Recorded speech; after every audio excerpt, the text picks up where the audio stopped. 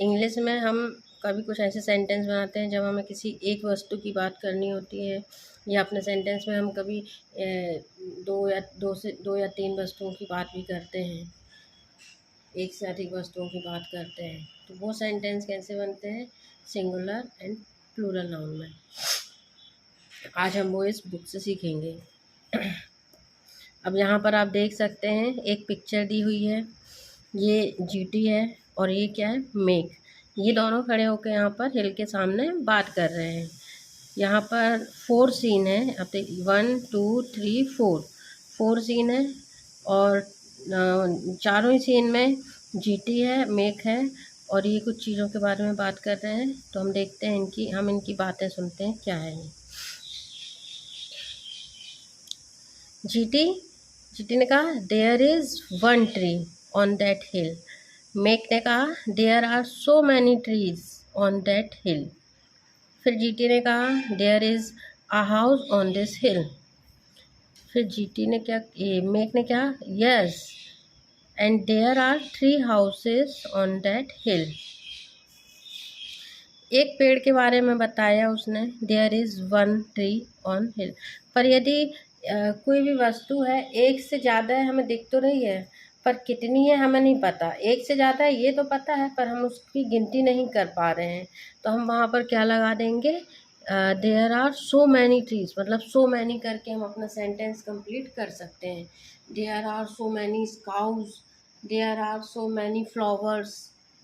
एक दो फ्लावर हो तो हम तो आसानी से गिन लेंगे, पर यदि बगीचे में खड़े हैं, एक साइड सिर्फ एक फ्लावर लगा हुआ है, एक फूल लगा हुआ है, और दूसरे साइड सिर्फ बहुत सारे हैं, हम गिन नहीं पा रहे हैं, तो हम उसको गिनती ना बोल के हम क्या कह सकते हैं? There are so many flowers.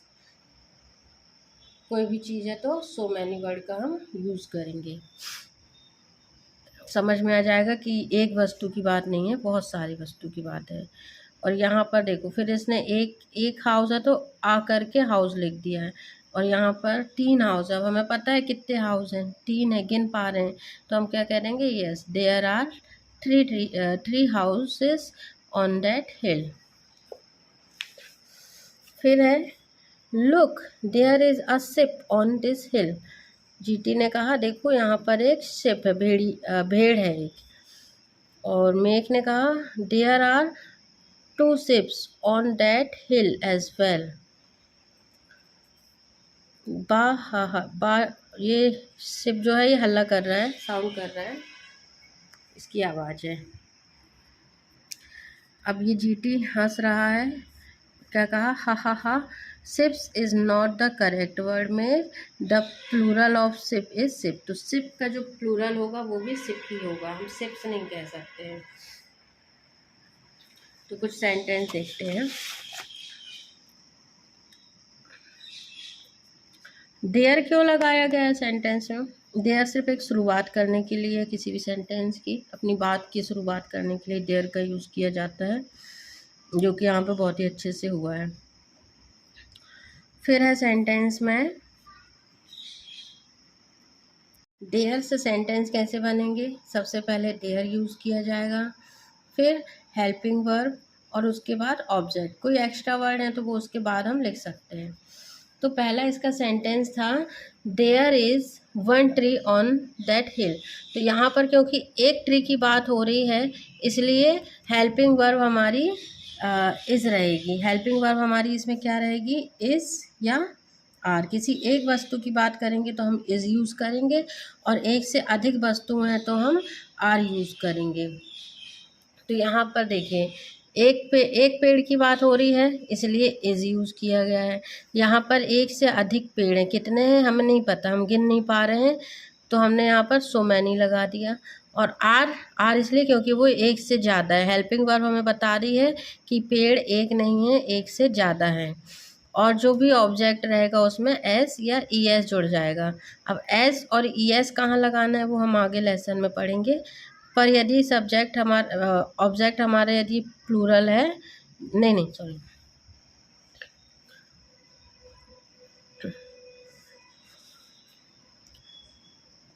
पर यदि नाउन हमारा प्लूरल है, नाउन है ना, ये ट्री, हाउस, ये क्या है, हमारे नाउन है। तो यदि नाउन हमारा सिंगुलर है तो हम एस ई एस नहीं लगाएंगे, सिर्फ हेल्पिंग वर्ब में इज़ यूज़ करेंगे।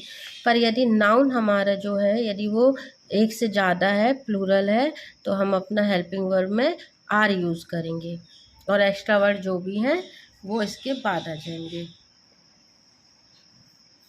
ये नाउन है यहाँ पे। फिर सेकेंड सेंटेंस है there is a house on this hill. तो यहाँ पर एक हाउस है ऑन दिस हिल, कहाँ पर है, इस हिल के ऊपर है। फिर यहाँ पर इज़ यूज़ किया गया, क्यों, क्योंकि हाउस एक है। सेकेंड सेंटेंस में क्या है, यस एंड देयर आर, देखो फिर यहाँ आर का यूज़ है ना, क्यों, क्योंकि हाउस एक से ज़्यादा है, पर हम काउंट कर पा रहे हैं तो हमने यहाँ पे नंबर लिख दिया 3। There are 3 houses. हाउस का क्या हो जाएगा, हाउसेस, क्यों, क्योंकि हाउस प्लूरल हो गए, एक से ज़्यादा हाउस की बात की जा रही है। On that hill. तो ऐसे ही बनते हैं सेंटेंस प्लूरल और सिंगुलर नाउन में। यदि हम किसी एक वस्तु की बात करेंगे तो हमें इज़ यूज़ करना है, यदि हम एक से अधिक वस्तुओं की बात करेंगे तो हम आर यूज़ करेंगे। जैसे कि मैं कहूँ there is 1 pen in my hand, तो मेरे हाथ में कितने पेन हैं, सिर्फ एक पेन है। पर यदि मेरे हाथ में 4 पेन है तो मैं क्या कहूँगी, फिर मैं इज़ यूज़ नहीं कर सकती, फिर ये मेरी मजबूरी है कि मुझे वहाँ पर आर यूज़ करना पड़ेगा। हेल्पिंग वर्ब में मैं आर यूज़ करूँगी। There are 4 pen in my hand. यदि सामने मेरे मतलब 3-4 लोग बैठे हैं, लड़के बैठे हैं, तो मैं क्या कहूँगी, यदि 4 लड़के हैं तो देयर आर 4 बॉयज़, और एक है तो there is a boy. Is लगाने से पता चलेगा कि मैं किसी एक व्यक्ति की बात कर रही हूँ, किसी एक वस्तु या एक चीज़ की बात कर रही हूँ। और यदि मुझे एक से अधिक लोगों के बारे में बताना है तो मुझे वहाँ पर आर यूज़ करूँगी, और जो भी जो नाउन है वहाँ पर एस या ई एस जुड़ जाएगा।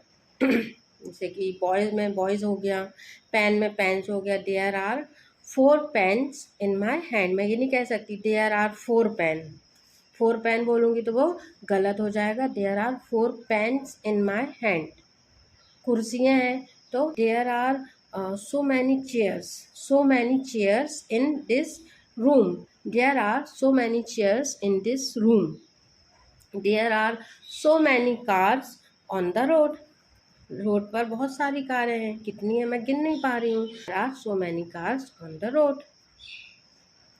इस तरीके से हम सिंगुलर और प्लूरल नाउन में भी अपने सेंटेंस बना सकते हैं। तो प्रैक्टिस कीजिए, आसपास जो भी वस्तु हैं उनका सिंगुलर रूप में सेंटेंस बनाइए। देयर से शुरुआत कीजिए और प्लूरल बताइए। एक है तो देयर के बाद इस, और एक से ज़्यादा वस्तु की बात करेंगे तो आर। यहाँ पर एग्जाम्पल है, read the following sentence, underline the singular. Singular जो है हमें क्या करना है, वहाँ पर अंडरलाइन करना है, और सर्कल द प्लूरल, और जो प्लूरल रहेगा उसे हमें सर्कल कर देना है।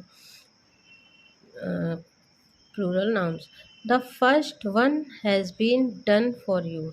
फर्स्ट जो है वो तो आपके लिए डन कर दिया गया, हमें कैसे करना है। यदि सिंगुलर है तो वहाँ पर हम ऐसे अंडरलाइन कर देंगे, और जो चीज़ प्लूरल है, नाउन प्लूरल रहेगी तो उसे हम ऐसे सर्कल कर देंगे। पहला सेंटेंस है some pigeons are sitting on a branch. तो प्रेजेंट कंटिन्यूस का सेंटेंस है ये।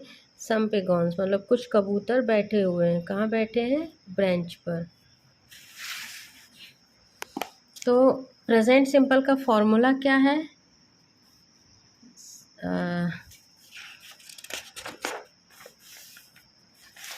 प्रेजेंट सिंपल का फॉर्मूला क्या है, subject plus helping verb. Helping verb भी क्या होगी, सिंगुलर है तो इज़ और प्लूरल है तो आर। दी आई है वहाँ पर तो एम, यही था ना फॉर्मूला। और वर्ब किस फॉर्म में आएगी, आईएनजी फॉर्म में। कैसे, जैसे ईट है तो ईटिंग, सिट है तो सिटिंग, फिर लास्ट में ऑब्जेक्ट। यही है प्रेजेंट कंटिन्यूअस का फॉर्मूला। अब यहाँ पर क्या है, सम पिगॉन, सब्जेक्ट क्या हमारे, कुछ कबूतर, आर आर क्यों लगा, क्योंकि एक कबूतर की बात तो हो नहीं रही है, एक से अधिक कबूतर हैं, इसलिए हमने आर यूज़ किया। सिटिंग ऑन अ ब्रेंच, यदि हिंदी में इसका सेंटेंस बनाते हैं हम तो इसकी पहचान क्या होती, रहा है, रही है, रहे हैं। तो कुछ कबूतर बैठ रहे हैं कहाँ पर, ब्रांच पे। तो ये यहाँ पर गलत है, इस तरीके से हिंदी में नहीं बोलेंगे। हिंदी का क्या इसका अनुवाद रहेगा, कुछ कबूतर बैठे हुए हैं। वो कब से बैठे हैं, वो पिछले कुछ समय से, यदि 10 मिनट से या 5 मिनट से बैठे हुए हैं। जब हमने देखा तब वो ऐसा तो नहीं सारे कबूतर आके उसी समय आके बैठ रहे हैं जब हमने देखा, वो काफ़ी समय पहले से बैठे होंगे ना। तो हम वहाँ पे खड़े होकर क्या बोलेंगे, there are many pigeon sitting on the branch. Two little ants, दो छोटी चींटियाँ, क्लाइम्ड अप अन माउंटेन। तो जो चींटियाँ हैं वो क्लाइम्ड कर रही, चढ़ रही हैं कहाँ पर, माउंटेन पर। तो ये टू लिटिल एंट्स क्या हो गया हमारा, प्लूरल, इसलिए यहाँ पर क्या है, सर्कल। कहाँ पर, माउंटेन, माउंटेन तो एक है ना, दो चींटियाँ एक ही माउंटेन पे चल रही हैं, इसलिए ये हमारा क्या हो गया, सिंगुलर, से इसे अंडरलाइन किया गया है। फिर ऐसे थर्ड में, a horse has strong hoops, hoops means वो ये इनके ये जो खुर, हूप्स मीनिंग क्या होता है, ये खुर, तो खुर को हम कहते हैं हूप्स, इंग्लिश में हूप्स, हिंदी में खुर। अ हॉर्स, हॉर्स कितने हैं, एक है, और खुर कितने हैं इनके, 4, 1 2 3 4। तो खुर, ये हूप्स क्या हो गया, प्लूरल, और हॉर्स हो गया सिंगुलर। तो अ हॉर्स, और ये सेंटेंस किस में जा रहा है, स्टेट ऑफ पोजीशन में, मतलब ये अ हॉर्स एक घोड़ा है, उसके पास क्या है, चार चार खुर हैं, चार हूप्स हैं। तो अ हॉर्स हैज़ क्या हो गया हमारा, सिंगुलर, यदि प्लूरल होता है, यदि हम एक से अधिक घोड़ों की बात करते तो हम हैव लगाते, पर यहाँ पर क्योंकि एक घोड़ा है इसलिए हेल्पिंग वर्ब हैज़ है। तो इस तरीके के सेंटेंस आपके स्टेट ऑफ बीइंग में बनेंगे, स्टेट ऑफ पोजीशन में बनेंगे, हर चीज़ में बनेंगे। बस यहाँ पर ये हेल्पिंग वर्ब बदलती रहेगी, और बाकी ये यहाँ इससे पता चलेगा एक किसी एक वस्तु की बात हो रही है कि दो की। यदि सिंगुलर है तो हम यहाँ पे क्या लिखते हैं, सिर्फ हूव लिखते हैं, एक एक खुर होता, पर इसके तो चार हैं। प्लूरल है हमारा नाउन, तो नाउन हमारा प्लूरल है तो हम नाउन में क्या करेंगे, एस या ई एस जोड़ देंगे। आई पैक्ड ऑल माई क्लोथ्स, मैंने पैक्ड किए, ये जा रहा है सेंटेंस किसका, पास्ट का, ये पास्ट सिंपल का है। पास्ट सिंपल का फॉर्मूला क्या होता है, सब्जेक्ट और वर्ब की सेकेंड फॉर्म प्लस ऑब्जेक्ट। तो ऑब्जेक्ट हमारे क्या हो गए, ऑल माई क्लोथ्स, सब्जेक्ट हो गया आई, पैक्ड हो गया, मतलब पैक्ड क्या है, B2, वर्ब की सेकेंड फॉर्म। तो आई पैक्ड, मैंने पैक्ड किए, all my clothes in 2 suitcase, suitcase तो एक नहीं था ना, क्या हो गया, प्लूरल। यहाँ पे क्लोथ्स भी, एक कपड़ा तो मैंने उसमें पैक नहीं किया होगा, कई सारे पैक किए होगा उसने, तो क्या कह रहा है, मैंने अपने सारे कपड़े पैक किए 2 सूटकेस में, इसलिए इसे यहाँ पे प्लूरल है तो इसे सर्कल कर दिया गया। फिर है दीज शूज़, अब शूज़ एक नहीं होते हैं ना, पेयर ऑफ शूज़ होते हैं, एक पेयर में 2 शूज़ होते हैं, इसलिए यहाँ पर आर का यूज़ किया जा रहा है। तो these shoes are too small for my feet, मेरे पैर के लिए ये जो शूज़ हैं ये बहुत ही छोटे हैं।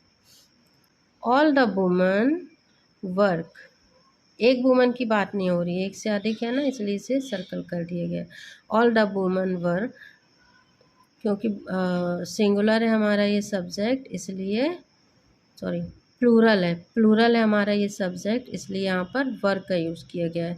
और यदि सिंगुलर होता, एक औरत की बात होती, तो हम क्या लिखते हैं यहाँ पे, वॉज। तो all the woman were looking at the child, तो सभी वुमन किसे देख रही थी, बच्चे को, बच्चा एक था हमारा, लुकिंग एट द चाइल्ड, तो ये इसमें बच्चे पर क्या कर दिया गया, अंडरलाइन। यही था हमारा लेसन नाउन। नाउन का कौन सा पार्ट था ये? Singular and plural.